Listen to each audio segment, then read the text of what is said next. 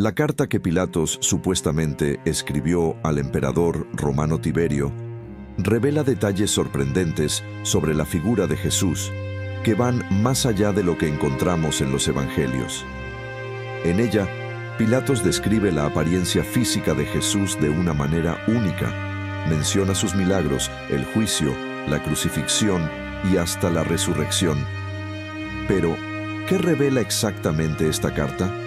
¿Realmente Pilatos informó al emperador sobre la resurrección del Hijo de Dios y sus características físicas? Pilatos inicia su carta al emperador Tiberio con un saludo respetuoso. Saludos, Majestad. Los recientes acontecimientos en mi provincia han sido tan extraordinarios que siento la urgencia de relatar todo en detalle, pues creo que tales eventos pueden, en el futuro, influir en el destino de nuestra nación. Parece que, últimamente, todos los dioses se han alejado de nosotros. Estoy casi listo para afirmar que fue un día maldito cuando asumí el gobierno de Judea, pues desde entonces mi vida ha estado marcada por preocupaciones y angustias. Cuando llegué a Jerusalén, tomé posesión del pretorio y organicé un gran banquete. Invité a un tetrarca de Galilea, al sumo sacerdote y a sus oficiales, pero a la hora señalada nadie se presentó. Tomé esto como una afrenta a mi autoridad y al gobierno romano. Días después, el sumo sacerdote me visitó con un semblante serio y disimulado. Alegó que su religión no permitía que se sentara a la mesa con romanos, pero su expresión traicionaba la falsedad de sus palabras. Aunque acepté su disculpa, quedó evidente que él y sus seguidores estaban en contra de los romanos. Advierto que los romanos deben estar en guardia con respecto a los sumos sacerdotes de esta tierra, pues no dudarían en traicionar incluso a sus propias madres por poder y riqueza. Entre las ciudades conquistadas, Jerusalén es la más difícil de controlar. La población es tan rebelde que vivo bajo la constante amenaza de una revuelta. Cuento con pocos soldados, solo un centurión y 100 hombres bajo mi mando. Pedí refuerzos al gobernador de Siria, pero él me informó que apenas tiene soldados suficientes para defender su propia provincia. Nuestra sede de expansión parece estar más allá de la capacidad de defender lo que hemos conquistado, y temo que esto pueda llevar a la caída de nuestro gobierno. Me he mantenido distante del pueblo, temiendo que los sacerdotes puedan influir en los rebeldes. Aún así, he buscado comprender la mentalidad y las acciones de este pueblo. Entre los muchos rumores que escuché, uno en particular llamó mi atención. Hablaban de un joven en Galilea que predicaba una nueva doctrina en nombre de un Dios que lo había enviado. Al principio, pensé que podría estar incitando al pueblo contra nosotros, pero pronto me di cuenta de que no era el caso. Jesús de Nazaret parecía más amigo de los romanos que de los judíos. Cierta vez, al pasar por la plaza, vi una gran multitud reunida alrededor de un joven apoyado en un árbol, hablando con serenidad. Supe que era Jesús, lo cual no me sorprendió, dada la disparidad entre él y aquellos que lo escuchaban. No quise interrumpir su discurso con mi presencia, así que continué mi camino, pero pedí a mi secretario que se mezclara con la multitud para escuchar lo que decía. Mi secretario, Manios, es nieto de un antiguo conspirador que esperó a Catilina en Etruria durante muchos años. Conoce bien el hebreo, es fiel a mí y tiene mi total confianza. Cuando Manios volvió al pretorio, me relató lo que Jesús había dicho. Jamás encontré en las obras de los filósofos algo que se comparara a la sabiduría de las palabras de Jesús. Uno de los muchos rebeldes judíos en Jerusalén le preguntó si era correcto pagar impuestos a César. Su respuesta fue clara y profunda. Dad a César lo que es de César y a Dios lo que es de Dios. Fue esa sabiduría la que me llevó a conceder libertad al nazareno, aun teniendo el poder de encarcelarlo o exiliarlo, como es costumbre en el gobierno romano. Jesús no era un agitador ni un rebelde. Me ofrecía su protección, quizás sin que él lo percibiera. Tenía la libertad de actuar, hablar, reunirse con el pueblo, elegir a sus discípulos y enseñar sin ninguna obstrucción de mi parte.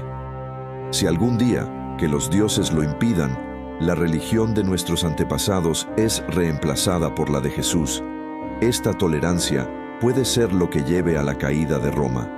Y yo, como un infeliz instrumento, seré parte de lo que los judíos llaman providencia y nosotros llamamos destino. Esta libertad que concedía Jesús incomodó a los judíos más ricos y poderosos. Él era incisivo en sus críticas, y eso, para mí, fue una razón más para dejarlo libre. A los escribas y fariseos les decía: ustedes son como serpientes, parecen tumbas pintadas, bonitas por fuera, pero por dentro llenas de muerte. En varias ocasiones cuestionaba las tradiciones locales, afirmando que la humildad era más valiosa a los ojos de Dios que cualquier estatus social. Casi todos los días recibía quejas en el pretorio sobre la osadía de Jesús. Me alertaron de que algo terrible podría ocurrirle, recordando que Jerusalén tenía un historial de apedrear a aquellos que se proclamaban profetas. Se estaba preparando una apelación a César, pero el Senado apoyó mis acciones y prometió refuerzos tras la guerra persa, ya que no tenía tropas suficientes para contener una revuelta. Decidí entonces tomar una medida para restaurar la paz en la ciudad sin tener que rebajarme. Escribí a Jesús, invitándolo a venir al pretorio para una conversación. Él aceptó. Sabes que, siendo de sangre española y romana, no soy de temer ni de emocionarme fácilmente. Pero cuando Jesús apareció, yo estaba en mi balcón y me sentí como si mis pies estuvieran pegados al suelo de mármol. Temblaba por completo, como alguien tomado por la culpa, mientras el nazareno permanecía calmado, con una serenidad que parecía la propia inocencia. Cuando se acercó, se detuvo y con un gesto sutil parecía decir: «Estoy aquí», sin pronunciar una sola palabra. Durante un buen tiempo, estuve admirado e impresionado con aquel hombre, un tipo que nuestros artistas nunca imaginaron al dar forma y figura a los dioses y héroes. No había nada de repulsivo en él, pero, aún así, me sentí viejo y frágil para acercarme. «Jesús», comencé finalmente con la voz temblorosa. «Jesús de Nazaret, en los últimos 3 años te he concedido total libertad de expresión y no me arrepiento. Tus palabras son prácticas y sabias. No sé si has leído a Sócrates o Platón, pero reconozco que la simplicidad y la majestuosidad de tu discurso te elevan mucho más allá de esos filósofos. El emperador está al tanto de esto, y como su representante aquí, me siento satisfecho de haberte concedido esa libertad que tanto mereces. Debo decirte que tus palabras han atraído enemigos poderosos e ilusionados. Sócrates también tuvo enemigos y acabó siendo víctima de ellos. Los tuyos, aún más irritados, están en tu contra por la dureza de tus palabras y contra mí por haberte dejado hablar libremente. Algunos incluso me acusan de conspirar contigo para debilitar el poco poder civil que Roma aún permite a los hebreos. Mi recomendación, y no una orden, es que seas más cuidadoso y moderado en tus palabras de ahora en adelante, considerando que tus enemigos pueden usar el orgullo para incitar al pueblo ignorante contra ti y obligarme a actuar conforme a la ley. Jesús respondió con calma: «Gobernante de la tierra, tus palabras no emanan de la verdadera sabiduría. Pide a la montaña Tora que se detenga en medio del valle. Ella dirá que obedece a las leyes de la naturaleza y al Dios creador.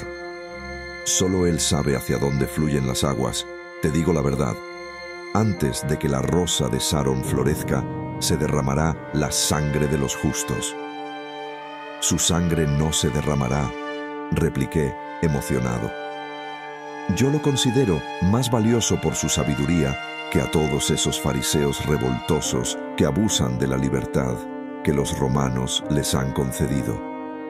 Ellos conspiran contra César y hablan mal de él, haciendo que el pueblo crea que es un tirano que desea su destrucción.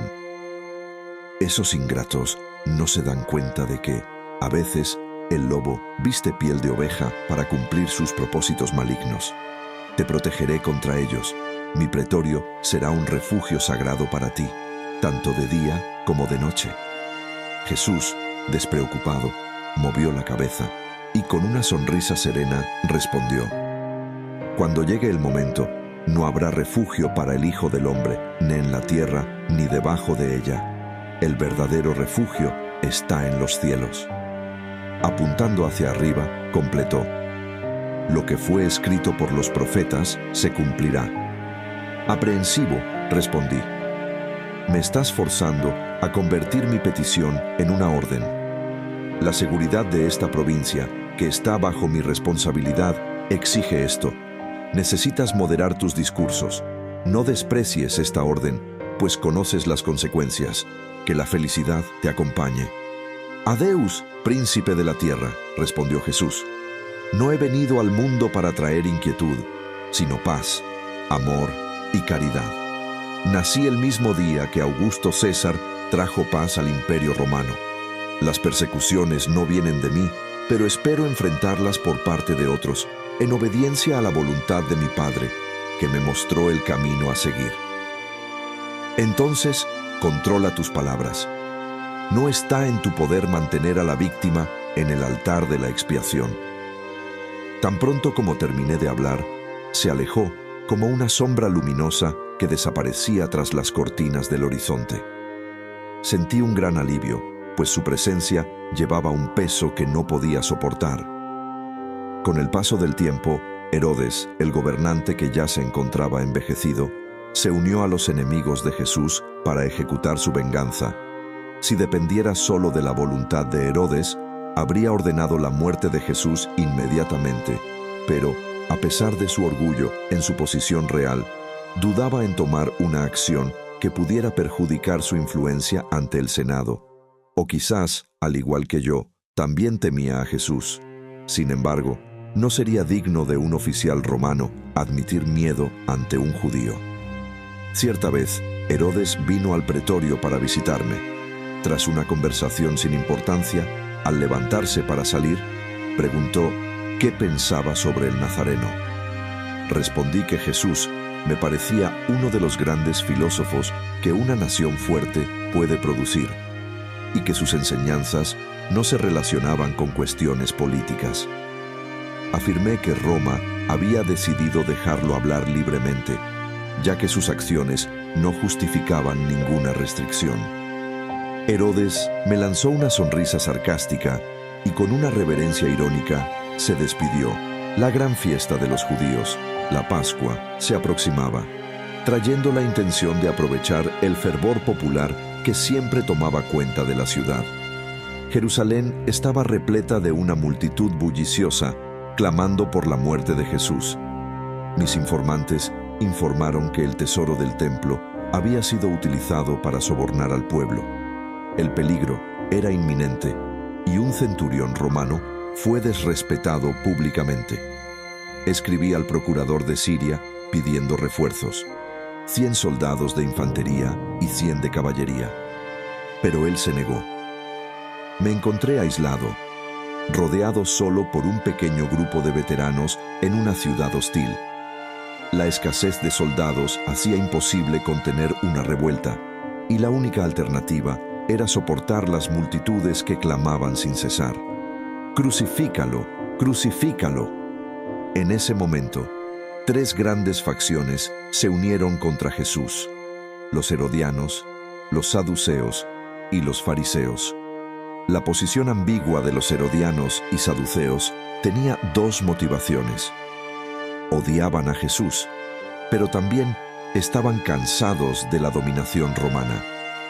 Nunca me perdonaron por haber entrado a la ciudad sagrada con banderas que exhibían la imagen del emperador romano.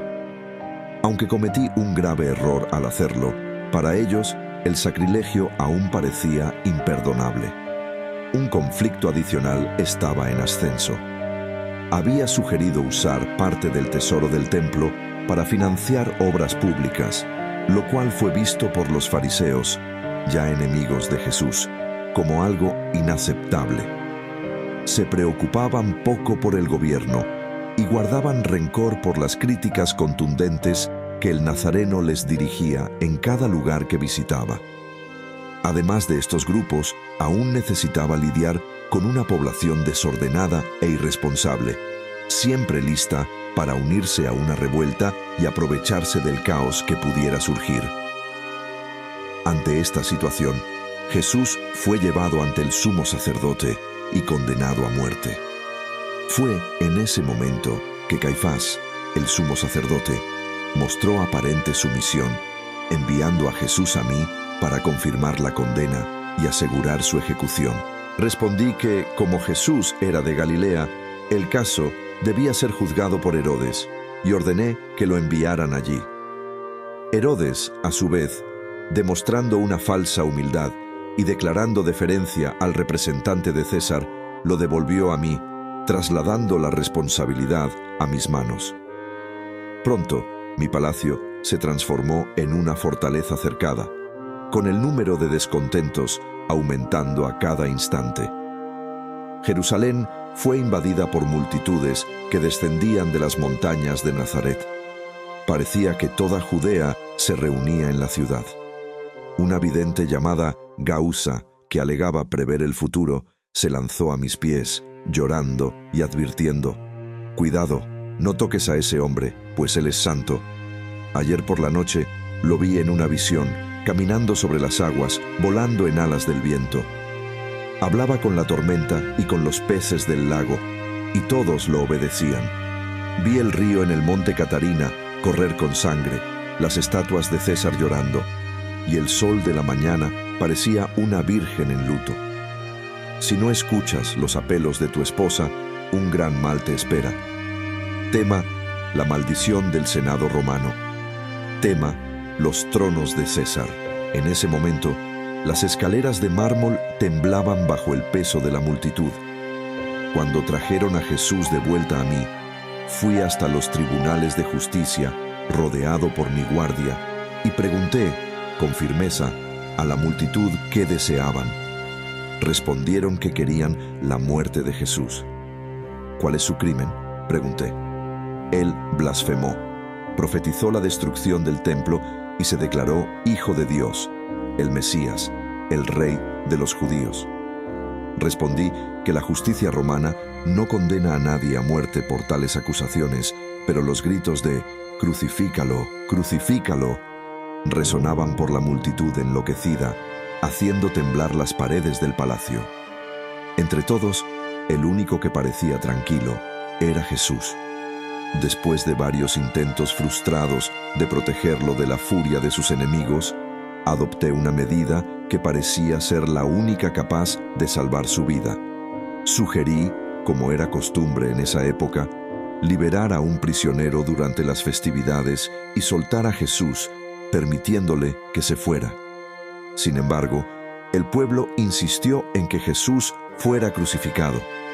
Intenté argumentar, señalando que sus acciones eran incoherentes con las propias leyes de ellos.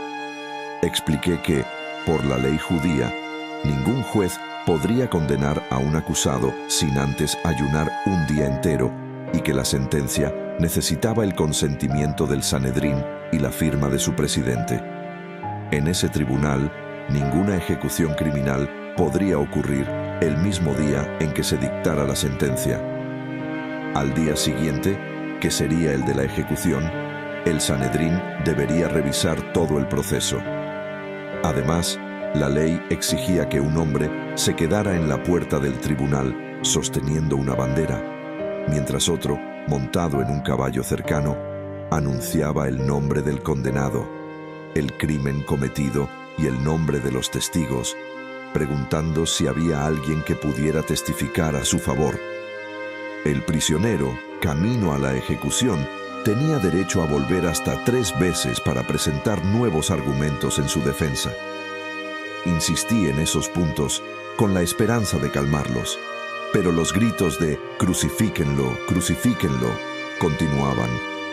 Ordené entonces que Jesús fuera flagelado, pensando que eso bastaría para calmarlos, pero solo intensificó su odio. Llamé a una palangana y lavé mis manos delante de aquella multitud furiosa, afirmando que, en mi juicio, Jesús de Nazaret no había hecho nada que mereciera la muerte. Pero mis palabras fueron inútiles. El destino de Jesús ya estaba sellado. Ya había visto la furia de las multitudes en tumultos civiles, pero nada se comparaba a aquel día. Parecía que todos los espíritus de las profundidades infernales se habían reunido en Jerusalén. La multitud no parecía caminar, sino ser arrastrada y girada como un torbellino, moviéndose en olas furiosas desde las puertas del pretorio hasta el monte Sión, con gritos y alaridos que superaban cualquier agitación que había presenciado en tumultos en Panonia o en el Foro. El día se oscureció lentamente, como un crepúsculo de invierno, evocando la memoria de la muerte de Julio César. También era los Idus de marzo. Yo, gobernador de una provincia rebelde, me encontraba apoyado en un rincón de mi basílica, observando la escena sombría mientras el inocente nazareno era conducido a la ejecución. A mi alrededor todo estaba desierto. Jerusalén había vaciado a sus habitantes por las puertas fúnebres que llevaban a Jamnia. Un aire de tristeza y desolación flotaba en el ambiente.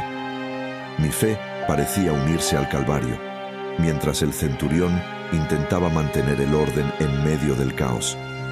Estaba solo, completamente solo, y un peso en mi corazón me advertía que lo que ocurría allí era más un drama de los dioses que de los hombres. Los sonidos de agonía resonaban desde Gólgota, llevados por el viento, como si anunciaran un sufrimiento nunca antes experimentado por oídos humanos. Nubes negras se aglomeraban sobre el templo y se esparcían por la ciudad, cubriéndola con un velo sombrío, con señales visibles tanto en los cielos como en la tierra. Dicen que Dionisio, el patriarca, exclamó: «O el Creador está sufriendo, o el universo se está desmoronando». Mientras esos fenómenos terribles ocurrían, un terremoto aterrador sacudió el Bajo Egipto, infundiendo miedo en todos y casi matando de pavor a los judíos supersticiosos. Baltasar, un viejo judío erudito de Antioquía y amigo cercano del Nazareno, fue encontrado muerto tras el temblor. Si su muerte fue causada por el susto o por la tristeza, nadie puede afirmar. Cerca de la primera hora de la noche, me envolví en mi manto y descendí a la ciudad hacia las puertas de Gólgota. El sacrificio había sido consumado. La multitud regresaba a casa aún agitada, pero con un aire sombrío de arrepentimiento por lo que habían presenciado. También observé a mi pequeña corte romana pasar en silencio y abatida. El portador de la bandera veló su estandarte con el águila, en señal de luto. Oía a algunos de los soldados judíos murmurando palabras extrañas que no comprendía, mientras otros comentaban sobre milagros que los romanos siempre asociaban a sus dioses. En algunos momentos, grupos de hombres y mujeres se detenían y miraban de regreso hacia el Monte Calvario, como si esperaran una nueva señal. Regresé al pretorio con el corazón pesado, subiendo escaleras aún manchadas por la sangre del Nazareno.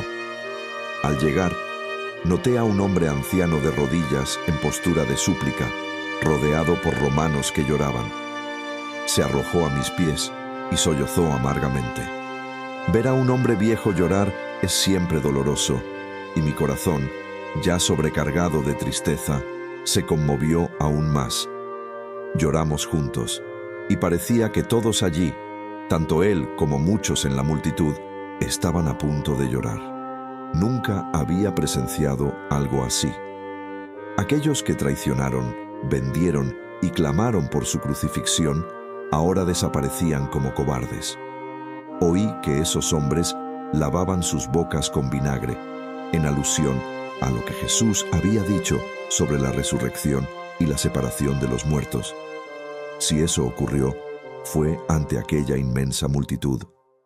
«Padre», pregunté, después de conseguir controlar mis emociones, «¿quién eres y qué deseas?»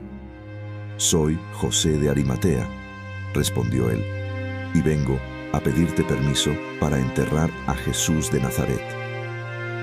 Concedí su solicitud y ordené a mis hombres que llevaran algunos soldados para acompañar el entierro, garantizando que el cuerpo no fuera profanado.